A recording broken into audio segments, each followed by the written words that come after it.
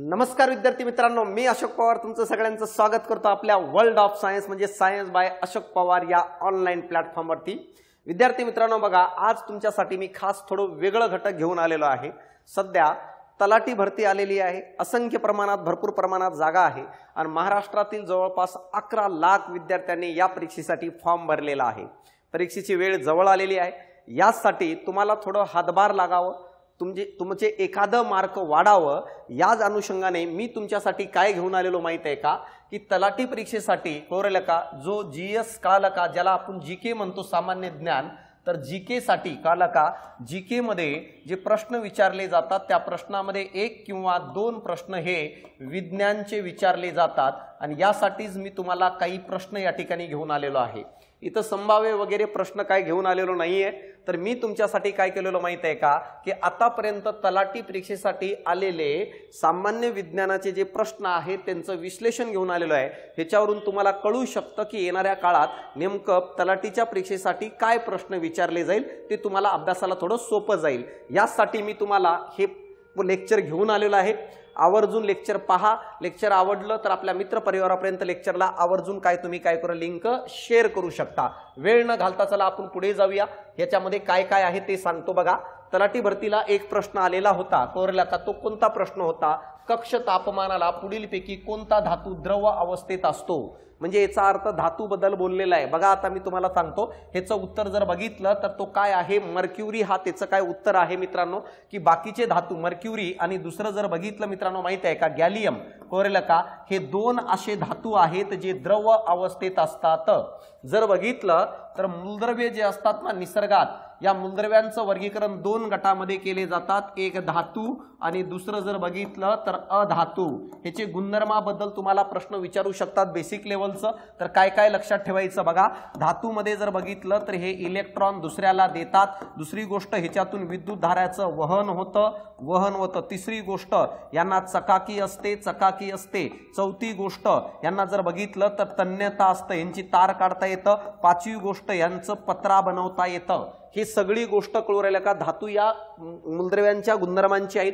अधातूमध्ये जर बघितलं तर हे दुसऱ्या मूलद्रव्याकडून इलेक्ट्रॉन घेतात, याच्यानंतर हे विद्युत धारेचं वहन करत नाही आणि दुर्वाहक असतात मित्रांनो। यानंतर यांना चकाकी नसते, पण याला अपवाद आहे बर, पारा जो आहे या अधातूला अपवाद आहे, जो सर्वात जास्त चकाकणार आहे, सर्वात जास्त कठीण असतं, परंतु हे कठीण नसतात म्हणतो, पण याला पण अपवाद असतं। पारा हा अधातू असून पण कठीण आहे, तर हे सगळे गुणधर्म आहे। नंतर मला सांगा, यांचं पत्रा वगैरे बनवता येत नाही, यांची तार वगैरे काढता येत नाही, तर हे गुणधर्म आहेत।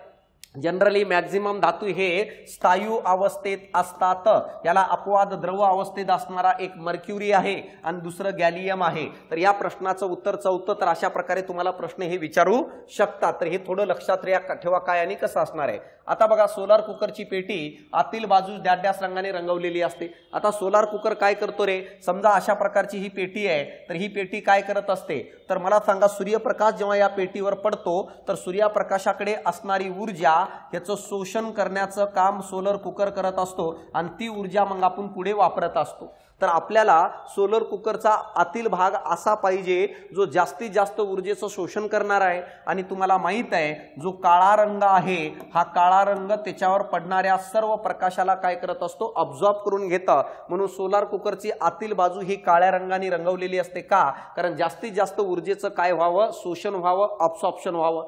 पांढरा कलर जो आहे हा जेवढं प्रकाश आलंय सगळ्या प्रकाशाला रिफ्लेक्ट करत असतो, म्हणून ऑब्झॉर्ब करत नाही। म्हणून उन्हाळ्यात पांढऱ्या रंगाचे शर्ट घालतात, कळलं का, काळ्या रंगाचा शर्ट घातलं उन्हाळ्यात तर भाऊ आग लागते, इकडून तिकडं पळतोस कळणार नाही। आणि उन्हाळ्यात काळ्या रंगाचा शर्ट घालून विदर्भात गेलास ना, घरी आल्यानंतर घरचे म्हणतील हा आमचा प्रोडक्ट नाहीच आहे, एवढं बदलून जाशील मित्रांनो। आता जूल हे कशाचे एकक आहे, सर्वात जास्त प्रश्न एककाच्या बाबतीत विचारलेला आहे, तर जूल हे कशाचं एकक आहे माहित आहे का, कार्याचं एकक आहे। कार्याचं एकक जूल आहे मित्रांनो, कळलं का। घनतेचं एकक जर बघितलं किलोग्रॅम पर क्युबिक मीटर, तर हे आहे कळलं का। चालीचं एकक, स्पीड म्हणतो याला, मीटर पर सेकंद, हे काय चालीचं एकक आहे। आणि वेगाचं एकक पण जर बघितलं मीटर पर सेकंद आहे। यानंतर त्वरणाचं पण लक्षात ठेवा, त्वरणाचं एकक काय असेल तर मीटर पर सेकंदचा वर्ग आहे। तर हे काही लक्षात ठेवा मित्रांनो, काय आणि कशा प्रकारे असणार आहे। तर हे एकक जो आहे तुम्हाला विचारू शकता, तर एकक लक्षात ठेवा, इथं जूल विचारलंय तर कार्याचं आहे, घनतेचं काय kilogram per cubic metre, speed आणि वेगाचं एकक सारखंच आहे हे तुम्हाला समजणं गरजेचं आहे। तोरणाचं काय आहे रे, मीटर पर सेकंदचा वर्ग आहे मित्रांनो। तर एकक विचारतात बघा, ऊर्जेचा नैसर्गिक स्रोत कोणता हे बघता क्षणी कळून जातं काय आहे, तर नैसर्गिक स्रोत मला सांगा सूर्य आहे। तर ऊर्जेच्या संबंधित तुम्हाला काही प्रश्न विचारू शकतात। नैसर्गिक म्हणजे काय रे, जो आपल्याला नैसर्गिकपणे भेटतो नॅचरली, त्याला काय तयार केलेलं नाहीये किंवा तयार करता येत नाही। बाकी लाकडी कोळसा, बायोगॅस आणि इथेनॉल हे काय आहे, नैसर्गिक नाही आहे। आता बघा ऊर्जा दोन प्रकारच्या असतात, एक जर बघितलं तर पारंपरिक ऊर्जा स्रोत कोणते असा प्रश्न विचारला जाईल, किंवा मला सांगा दुसरं अपारंपरिक कोणतं, अशा प्रकारचे प्रश्न विचारले जाऊ शकतात। पारंपरिक म्हणजे काय रे, वर्षानुवर्षे वापरत येणारी ऊर्जा सोर्स। आता वर्षानुवर्ष आपण काय वापरतो रे, जेव्हा जंगलात होतो, जंगलातून खाली उतरलो, अन्न शिजून खायला सुरुवात केलं, तेव्हा आपण काय वापरत होतो, तर मला सांगा तेव्हा आपण लाकूड वापरत होतो। त्याच्यानंतर हळूहळू कोळसा वापरायला लागलो, तर कळालं का, त्यानंतर पाला पाचोळा, तर हे सगळे मला सांगा काय आहे, त्याच्यानंतर मला सांगा हे सगळे काय आहे, पारंपरिक ऊर्जा स्रोत आहे। अलीकडच्या काळामध्ये आपण वापरायला लागलो, टेक्नॉलॉजी आल्यामुळे पवन ऊर्जा वापरायला लागलो, त्यानंतर जर बघितलं मित्रांनो सौर ऊर्जा वापरायला लागलो, तर हे सगळे काय म्हणतो, अपारंपरिक ऊर्जा। तर हे विचारलं जाईल। किंवा दुसरं एक ऊर्जेचं वर्गीकरण आहे, त्याला आपण जर काय म्हणत असेल, एक म्हणजे नॉन रिन्युएबल, काला का, नॉन रिन्युएबल काला का, पुन्हा निर्माण करता येत नाही, आणि दुसरा आहे रिन्युएबल एनर्जी, कोणते म्हणजे पुनर्निर्मित करणारे आणि पुनर्निर्मित न होणारे। नॉन रिन्युएबल म्हणजे पुन्हा निर्माण करता येत नाही, त्याच्यामध्येच मला सांगा दगडी कोळसा येऊन जाईल मित्रांनो, यानंतर पेट्रोल येऊन जाईल, पेट्रोलियम कळाला का, पेट्रोलियम पदार्थ येऊन जाईल, यानंतर मला सांगा नैसर्गिक वायू येऊन जाईल, नैसर्गिक वायू असेल ज्याच्यामध्ये मला सांगा बायोगॅस असेल, तर हे ते आहेत ज्याची पुनर्निर्मिती होत नाही, म्हणून याला नॉन रिन्युएबल म्हणतात।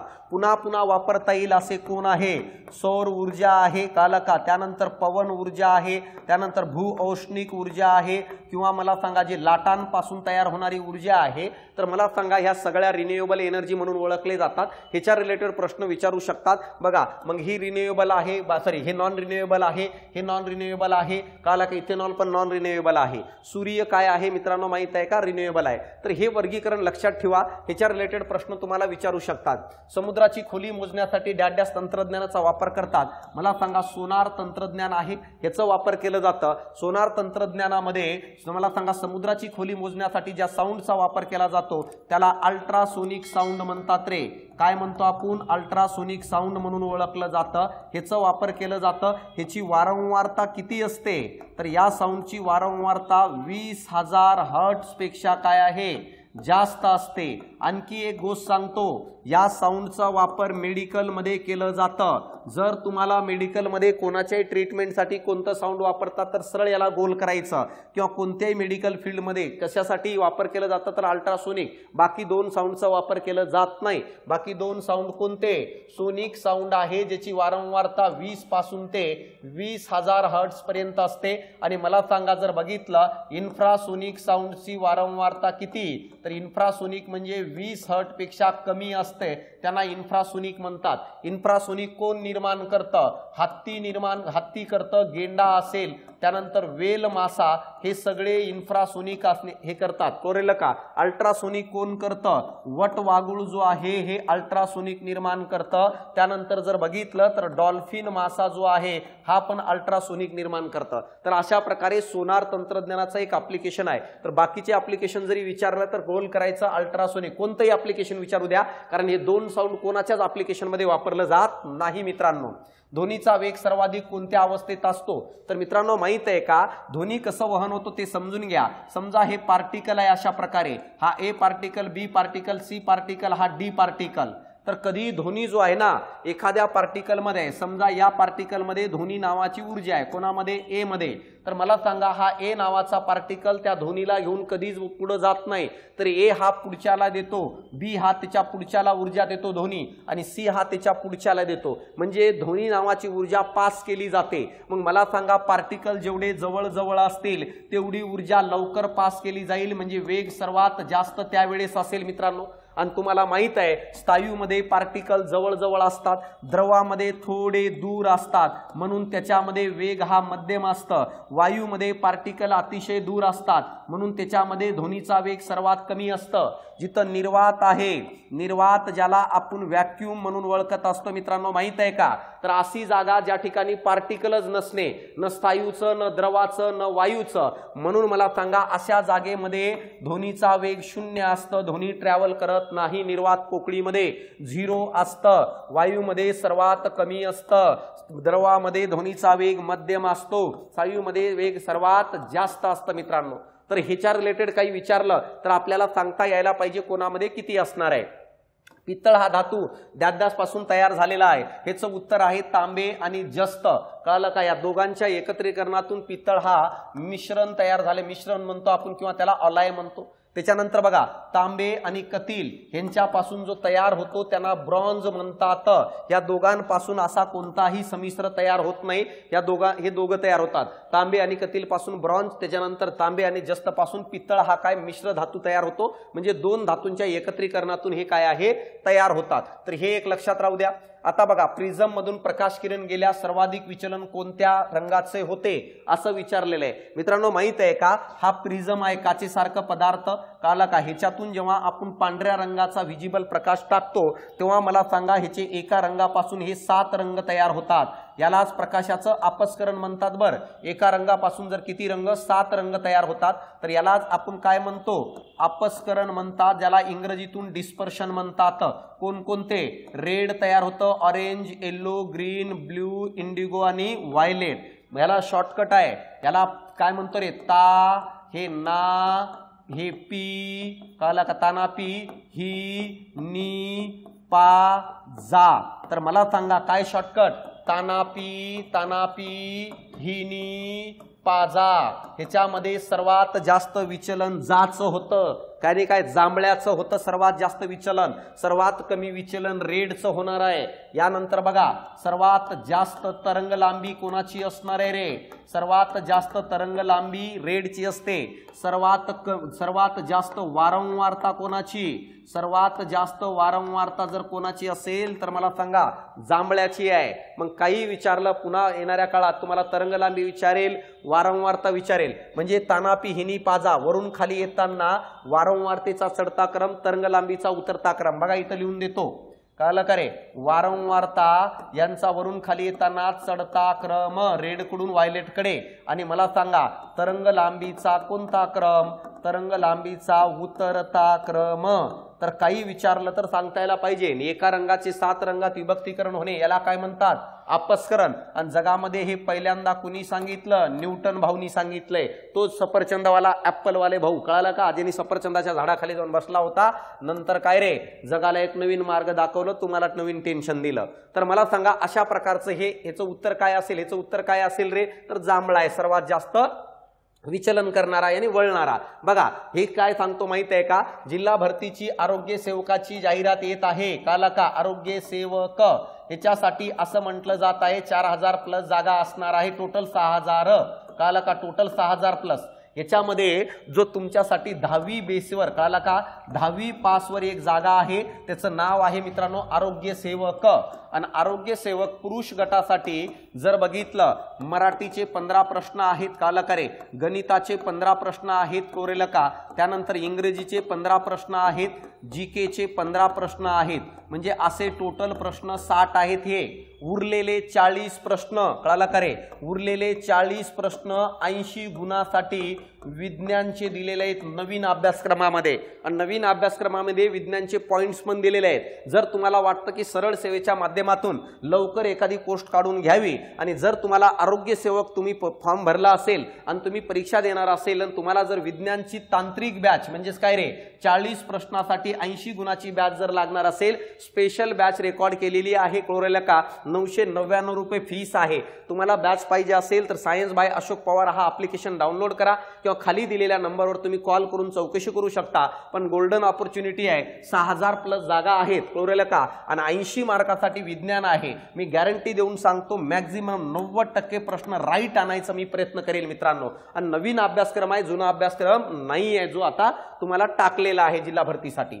चला गुरुत्वाकर्षणाचा शोध कुणी लावला? आताच सांगितलं होतं, सफरचंदाच्या झाडाखाली जाऊन बसून अभ्यास करणारा, विचार करणारा कोण होता? न्यूटन भाऊ. यांनी सांगितलं सफरचंद खाली का पडला. यांनी नंतर विचार केलं का पडला असेल, मला तर खायचं नव्हतं, मग खाली कसं काय पडलं? जर तू राहिला असतं सफरचंदाच्या झाडाखाली आणि सफरचंद खाली पडला असतं, तू सफरचंदाच्या झाडावर चढला असतं, आहे तेवढे सफरचंद खाली काढले असते, एकच कसं काय पडला म्हणून मित्रांनो. तर यांनी विचार केला खालीच का आलं. तेव्हा ह्याला कळालं जगातील कोणत्याही दोन वस्तू कुठे जरी असेल तर ते एकमेकाला आपल्याकडे ओढत असतात, खेचत असतात, आणि त्या बलालाच त्यांनी गुरुत्वाकर्षण बल नाव दिलं मित्रांनो, जे एकमेकाकडे खेचत असतात. आणि हा गुरुत्वाकर्षण बल मला सांगा दोन्ही त्या वस्तूच्या वस्तुमानाच्या समानुपाती असतं असं सांगितलं. आणि हा गुरुत्वाकर्षण मला सांगा दोन्ही वस्तूच्या अंतराच्या वर्गाच्या व्यस्तानुपाती असतं सांगितलं. म्हणजे याचा अर्थ काय आहे? अंतर दोन्ही वस्तूचं वस्तुमान जेवढं जास्त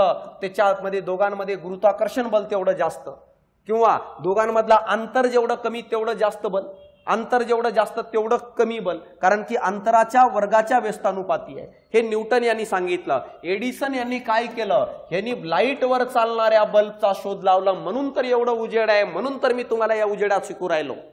जर तो बल्बाचा शोध लागला नसतं तर मी काय हळूच कानात येऊन सांगणार होतो का न्यूटन सफरचंदाच्या झाडाखाली बसला होता म्हणून?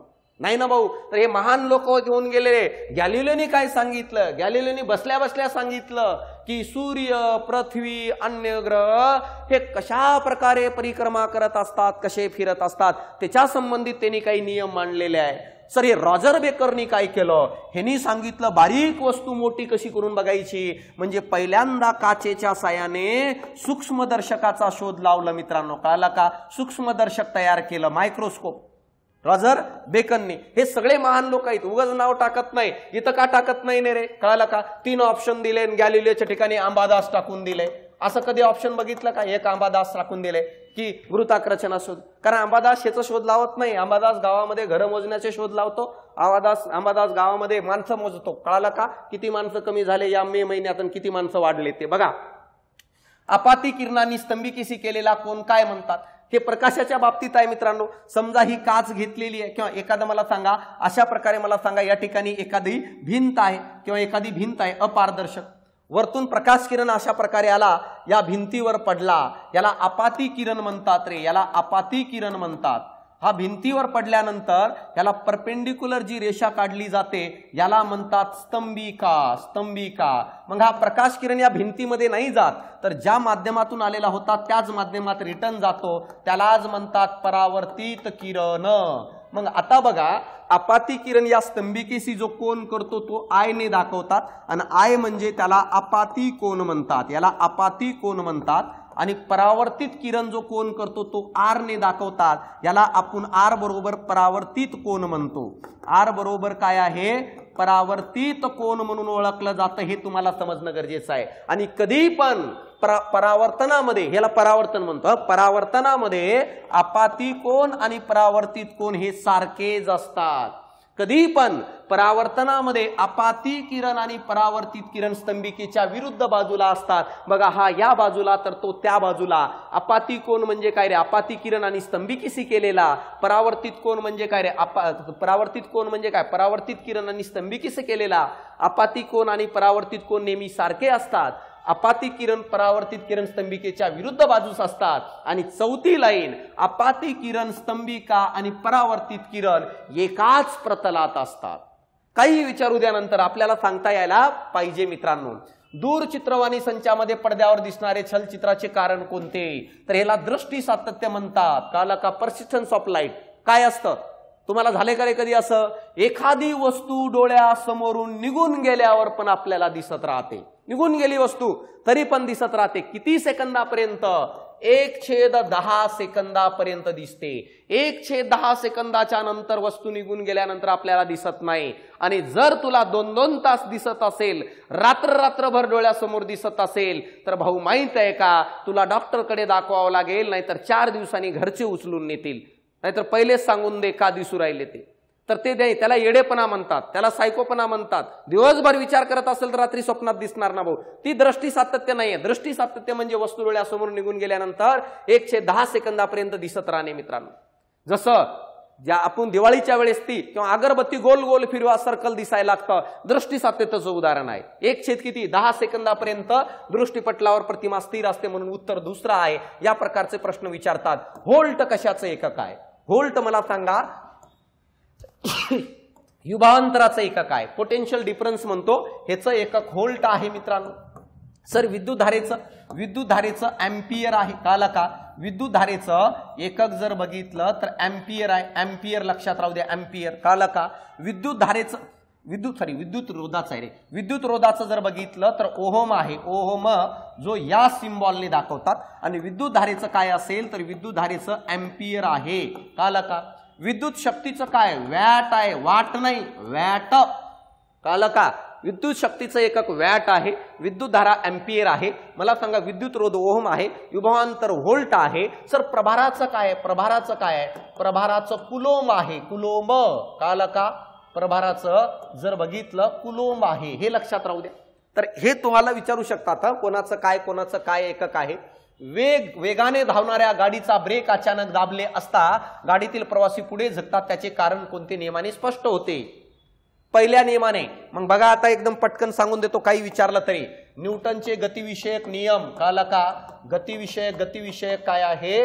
नियम आहेत. कोणते? पहिला नियम काय म्हणतो बघा.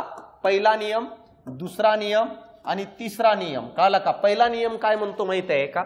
जर जगातील कोणतीही वस्तू काला का एकतर ती गतिमान असणार आहे किंवा एकतर ती स्थिर असणार आहे, तो म्हणतो जोपर्यंत त्याच्यावर कोणत्याही बलाचा वापर होत नाही तोपर्यंत ती आपली अवस्था बदलत नाही. आणि त्या वस्तूच्या ज्या भागावर बलाचा वापर होतो तीच आपली अवस्था बदलते, बाकीची बदलत नाही. म्हणजे सर जसं मी गाडीमध्ये थांबलेलो आहे, बसमध्ये सगळे समोर थांबलेत, पाठीमागे थांबलेत, सगळ्यांनी असं वरती पकडलेत. कळालं का? आणि मी अशा प्रकारे निवांत थांबलेलो आहे हातावर हात देऊन. अचानक गाडीमध्ये बस ड्रायव्हर चढला आणि ड्रायव्हरने अचानक गाडी चालू केली, पुढे निघून गेलं. तर जशी गाडी पुढे गेली तर मी माझ्या जाग्यावर नाही थांबणार भाऊ. तर मी कुठं जाईल माहिती आहे का? तर बसवर बल अप्लाय झाल्यामुळे बस पुढे गेली. आणि मला सांगा बसकडे जो बल अप्लाय झालं पहिल्यांदा माझ्या पायावर झालं म्हणून पाय त्याच्यासोबत निघून गेला. शरीराचा वरचा भाग म्हणतो की मायावर बल अप्लाय झालं नाही, मी जाग्यावर थांबतो. वरचा भाग जाग्यावर थांबला, पाय पुढे गेला, मी पाठीमागे पडलो. मित्रांनो कधी जर विरामावस्थेतून बस गतिमान होत असेल, समजा आता बस चालू झाली, 70-80 ची स्पीड आहे. कळाला का? सगळ्यांनी हात पकडून थांबले होते, मी निवांत असं मोकळ्या हाताने थांबलेलो होतो एकटात. अचानक ड्रायव्हरच्या समोर कळालं की बसच्या समोर कोणीतरी आले, त्यांनी जोरानं ब्रेक मारलं. जसं ब्रेक मारलं मला सांगा ब्रेक कोणावर लागलं? बल कोणावर लागलं? बसवर, म्हणून बस थांबली. तो बल पहिल्यांदा कोणावर लागलं? माझ्या पायावर, म्हणून पाय पण थांबलं. पण शरीराचा वरचा भाग म्हणतो मी तर गतिमान आहे, माझ्यावर बल अप्लाय झालं नाही. मग पाय थांबले, शरीराचा वरचा भाग पुढे गेलं तर मी डायरेक्ट पुढे तोंडावर पडलणार आहे भाऊ. मग हे कोणतं नियम आहे? पहिला नियम आहे. मग पहिल्या नियमाचे उदाहरण सांगतो बघा. गतिमान बसमधून अचानक उतरल्यास तर मला सांगा पुढे पळत जावं लागतं. गतिमान बसमध्ये ब्रेक मारल्यानंतर प्रवासी पुढच्या दिशेला झुकतो. मला सांगा विरामावस्थेतील बस गतिमान झाली तर मला सांगा प्रवासी मागच्या दिशेला झुकतो. तर हे सगळे जे उदाहरण आहेत हे न्यूटनच्या गतिविषयक पहिल्या नियमाचे आहेत. दुसरा नियम काय सांगतो? दुसरा नियम काय म्हणतो माहित आहे का? दुसरा नियम म्हणत असतो की जर आपण एखाद्यामध्ये संवेग निर्माण केलो. कळालं का? संवेग म्हणजे काय रे? संवेग म्हणजे मला सांगा एखाद्या वस्तूचं वस्तुमान आणि त्याचा वेग.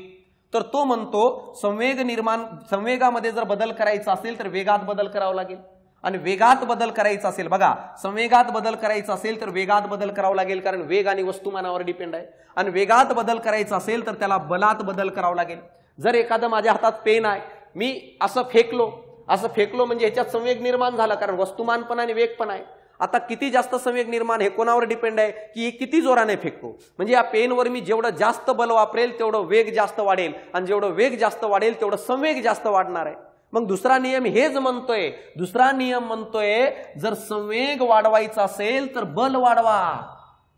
कळालं का? एखाद्या वस्तूचा संवेग वाढवायचा असेल तर बल वाढवा, आणि ज्या दिशेने बल वाढवतात त्याच दिशेने संवेग वाढतो. आणि जर संवेग कमी करायचा असेल तर बल कमी करा, आणि बल कमी करायचं असेल तर वेग कमी होईल, मग संवेग कमी होईल. मग याचे दोन उदाहरण लक्षात ठेवा. एक उदाहरण जर बघितलं मित्रांनो माहित आहे का? उंच उडी मारताना रेतीच्या ढिगारात मारतात मित्रांनो. का? कारण की जसं ते रेतीच्या ढिगाऱ्यात पाय जातात तर अचानक मला सांगा बल अप्लाय न होता हळूहळू होतं, म्हणून संवेग कमी कमी निर्माण होतो, म्हणून घर्षण कमी होतं, नाहीतर पाय तुटून जातील ना रे मित्रांनो. तर हे उदाहरण आहे. तर अशा प्रकारे उंचउडी मारताना मला सांगा रेतीत मारतात हे आपल्याला कळणं गरजेचं. तिसरा नियम काय म्हणतंय? क्रियाबल आणि प्रतिक्रियाबल समान असतात परंतु त्यांची दिशा विरुद्ध असते. म्हणजे काय रे? जर एखादा चेंडू तुम्ही जमिनीवर आपटलात तर जेवढं बल तो चेंडू जमिनीवर आपटतो तेवढंच बल मला सांगा जमीन विरुद्ध दिशेने अप्लाय करते. म्हणून तर अग्निबाणाचं उडान या पद्धतीने होतं. हा अग्निबाण आहे कळलं का? ह्याच्यात इंधन भरलेलं आहे अशा प्रकारे कोरेल का? हा खालच्या दिशेने थ्रस्ट निर्माण करतं, यानी बल निर्माण करतं, आणि जेवढं बल जमिनीवर अप्लाय करेल अग्निबाण जमीन तेवढंच बल विरुद्ध दिशेने अप्लाय करते, म्हणून अग्निबाण वरती जातं. तर अग्निबाणाचं उडान हा तिसरा नियम आहे. मग इथं तेच दिलेलं आहे कळलं का रे? अचानक ब्रेक लावले असता गाडीतील प्रवासी पुढे झुकतात, न्यूटनचा पहिला नियम. दुसऱ्या नियमाचे उदाहरण काय म्हटलो रे? दुसऱ्या नियमाचे उदाहरण सांगितलं उंच उडी मारताना रेतीच्या ढिगारामध्ये मारतात मित्रांनो कळलं का? किंवा कॅच घेत असताना क्रिकेटच्या खेळामध्ये झेल घेत असताना हात मागे घेणे, दुसरा नियम. तिसरा नियम अग्निबाणाचं उडान. आणि गॅलिलिओचे सिद्धांत कशाशी संबंधित आहेत? ग्रह आणि सूर्याच्या परिक्रमाच्या संबंधित आहेत मित्रांनो. यानंतर बघा, यानंतर सूर्याच्या पृष्ठभागाचे सर्वसाधारण तापमान किती असते? तर बाह्य पृष्ठभागाचं तापमान हा 6000 डिग्री सेल्सिअस आहे. आतमध्ये तर सोडूनच दे केंद्रकाच्या. एवढं का आहे मित्रांनो? एवढं ह्याच्यासाठी आहे कारण सूर्याच्या केंद्रकात मला सांगा केंद्रकीय केंद्रकीय सम्मीलन कळलं का? सम्मीलन ही अभिक्रिया घडते. केंद्रकीय सम्मीलन म्हणजे ज्यामध्ये अशा प्रकारे छोटे छोटे केंद्रक एकत्र येतात आणि एकच एक मोठा केंद्रक बनवतात मूलद्रव्यांचं. अशा वेळेस अफाट प्रमाणामध्ये ऊर्जा बाहेर पडते आणि मला सांगा त्या ऊर्जेमुळे सूर्याचा तापमान एवढं अफाट असतो मित्रांनो. तर तुम्हाला जर विचारलं सूर्याच्या केंद्रकात ऊर्जा कशी तयार होते तर केंद्रकीय सम्मीलनामुळे. कोण एकत्र येतात? तर हायड्रोजन एकत्र येतात आणि सूर्याच्या केंद्रकात मला सांगा हेलियमची निर्मिती करतात आणि हे निर्माण होत असताना अफाट प्रमाणामध्ये ऊर्जा तयार होते. आणि त्या ऊर्जेमुळेच मला सांगा पृष्ठभागाचं तापमान एवढं आहे. मध्ये किती असेल? भरोसा बसत नसेल तर जाऊन ये, तिथून येऊनंतर मला सांग काय आहे. जाता येणार नाही भाऊ कळाला का? जळून खाक होशील. इथं उन्हाळा सण होत नाही तुला कळाला का? तिथं सूर्य सण होईल का? बिग बँग थेरीला कोणते शास्त्रज्ञ जबाबदार आहेत? काय प्रश्न आहे भाऊ? असं म्हणून राहिलं जसं मर्डरला कोण जबाबदार आहे कळलं का? बिग बँग थेरीला कोणते शास्त्रज्ञ जबाबदार आहे असं सांग ना. बिग बँग थेरी सुरुवातीला कोणी सांगितली? जबाबदार आहे म्हणजे काय? मारलेत काय? तर मला सांगा कोण आहे रे? लिमेत्रे. लिमेत्रे हा काय आहे? जबाबदार आहे. फॅरेडे हे लाईटच्या रिलेटेड आहे, करंट कळालं का? करंटच्या रिलेटेड आहे. एसी डीसी कळालं का? एसी करंटच्या रिलेटेड यांनी शोध सांगितलाय. न्यूटन सफरचंदाच्या झाडाखाली गुरुत्वाकर्षणाचा शोध लावलं. ह्याच्या व्यतिरिक्त मला सांगा ह्यांनी न्यूटननी गतिविषयक समीकरण पण सांगितलेलं आहे. कोणतं? पहिलं समीकरण कळालं का? V = U + AT कळालं का? यानंतर S = UT + 1/2 AT² हा दुसरा समीकरण. V² = U² + 2AS. हेच प्रश्न विचारतात बरं 10वी पर्यंत असणाऱ्या सिलेबस मधून तलाठीला एखादा आलं. आईन्स्टाईन कळालं का? आईन्स्टाईन वेगवेगळ्या कार्याच्या संबंधित आहे. कशाच्या संबंधित? E = mc² हे इक्वेशन मांडलं. साध्या भाषेत सांगायचं म्हटलं आईन्स्टाईन यांनी वस्तुमान आणि ऊर्जा या दोघांचा संबंध या इक्वेशनद्वारे सांगितलेला आहे. यानंतर लिमेत्रे यांनी सांगितलं बिग बँग थेरी. काय सांगते? तर मित्रांनो माहित आहे का 13.7 अब्ज वर्षापूर्वी कळालं का? वर्षापूर्वी एक मोठा स्फोट झाला आणि त्या स्फोट मधूनच मला सांगा या युनिव्हर्सची निर्मिती झाली, या ग्रहांची निर्मिती झाली असं म्हटलं गेलंय. आणि इथून पुढे पण मला सांगा तो एक्सपांड होत चाललाय. स्फोट झालेला आहे ना तो आणखी एक्सपांड होत चाललाय. म्हणजे युनिव्हर्स हा एक्सपांड होत चाललाय या थेरीनुसार सांगण्यात आलेलं आहे. जे सुरुवातीला लिमेत्रे यांनी मांडलं. आईन्स्टाईन पण त्याच्याबद्दल काही गोष्टी बोललेला आहे कळालं का? तर अशा प्रकारे बिग बँग थेरी आहे. बाष्पीभवनामुळे काय वाढते रे? तर मला सांगा आर्द्रता वाढते कळालं का? वातावरणात आर्द्रता कधी वाढते? तर मला सांगा बाष्पीभवनामुळे. जिथं आर्द्रता जास्त असते ना भाऊ त्या ठिकाणी मी तुम्हाला सांगतो घनता काय असते? कमी असते मित्रांनो. घनता काय असते? कमी असते. आर्द्रता जास्त असल्यामुळे घनता कमी असते हे तुम्हाला समजणं गरजेचं आहे. आर्द्र हवेची घनता नेहमी कमी असते, जास्त नसते मित्रांनो. तर ही एक गोष्ट लक्षात ठेवा. म्हणून बाष्पीभवनामुळे आर्द्रता वाढते, बाकी काही घेणं देणं नाहीये. डेसिबल या मापनाचे एकक आहे तुम्हाला माहित आहे. आवाज. आवाजाचं लाऊडनेस जर मोजायचं असेल, लाऊडनेस जर मोजायचा असेल तर तो डेसिबल मध्ये मोजतात. आणि आवाज ऐकू येण्याला सुरुवात 0 डेसिबलने होते ऐकू यायचा असेल तर कळालं का? 0 डेसिबलचा आवाज आपल्याला ऐकू येतो. कळालं इथपर्यंत? तर डेसिबल मध्ये मोजतात मित्रांनो लाऊडनेस. आणि यानंतर मला सांगा आवाजाची वारंवारता ही आपण हर्ट्स मध्ये मोजतो रे, हर्ट्स मध्ये मोजतो. हे पण तुम्हाला कळणं गरजेचं आहे. विद्युत धारेचं एकक काय आहे? एम्पियर आहे. मी सांगितलं. उष्णतेचं एकक जर बघितलं तर मला सांगा काय आहे? जूल आहे. कारण की उष्णता एक प्रकारची ऊर्जा आहे. अंतराचं एकक काय आहे? मीटर आहे. कळलं का? आवाज लाऊडनेस म्हणतात त्याला, उच्चता, तो डेसिबल मध्ये मोजतात. आवाजाची वारंवारता ही हर्ट्स मध्ये मोजते. हे आपल्याला समजणं गरजेचं आहे. कळलं का? हर्ट्स हा आवाजाचा एकक नाहीये, तर हर्ट्स हा आवाजाच्या वारंवारतेचं एकक आहे. आवाजाचा एकक हा डेसिबल आहे, जो वेगवेगळं असतं मित्रांनो. कोरेल का? तर आता बघा अशा प्रकारे ऊर्जा मापनाचे एमकेएस एकक, एमकेएस जर म्हटलं ऊर्जेचं एमकेएस एकक जर म्हटलं तर उत्तर आहे जूल. सीजीएस जर म्हटलं असतं तर उत्तर आहे अर्ग. एक अर्ग बरोबर किती असतं? 10⁻⁻7 जूल एवढं असतं मित्रांनो. कॅलरी जी आहे मला सांगा मानव, कळाला का? मानवी शरीरातली जी ऊर्जा आहे ती कॅलरी मध्ये मोजतात मित्रांनो. वॅट कोणाचं आहे रे? तर वॅट मला सांगा शक्तीचं एकक आहे, ज्याला आपण पॉवर म्हणत असतो मित्रांनो. तर अशा प्रकारे मला सांगा. आणि जूल हा ऊर्जेचं एकक आहे, जूल हा कार्याचं पण एकक आहे. हे तुम्हाला समजणं गरजेचं आहे. आणि जूल हा उष्णतेचा पण एकक असणार आहे. कळालं का इथपर्यंत? तर हे आपल्याला समजणं गरजेचं आहे. तर अशा प्रकारे एमकेएस एकक तुम्हाला कळालं कोणाचे काय, सीजीएस एकक काय, अर्ग आहे ऊर्जेचं. आणि एक अर्ग म्हणजे 10⁻⁻7 जूल आहे. नॅनोमीटर म्हणजे काय? तर मित्रांनो माहित आहे का? हा जर काय असेल 10⁻³ मीटर म्हणजे काय म्हणतो आपण त्याला? मिलीमीटर म्हणतो. कळालं का? यानंतर 10⁻⁻ कळालं का? 6 म्हणजे काय रे? याला मायक्रोमीटर म्हणतो. कळालं का? मायक्रोमीटर म्हणून ओळखलं जातं. आणि 10⁻9 म्हणजे काय रे? याला नॅनोमीटर म्हणून ओळखलं जातं. आणि 10⁻12 याला जर काय म्हणत असेल तर याला पिकोमीटर म्हणून ओळखलं जातं. तर अशा प्रकारे मला सांगा तलाठीच्या एक्झामसाठी जेवढे प्रश्न आलते सगळ्यांचं एक्सप्लेनेशन दिलोय. ओरल प्रश्न जर बघितलं तर सर्वात जास्त प्रश्न हे जर कशावर आहे तर एककवर आहे.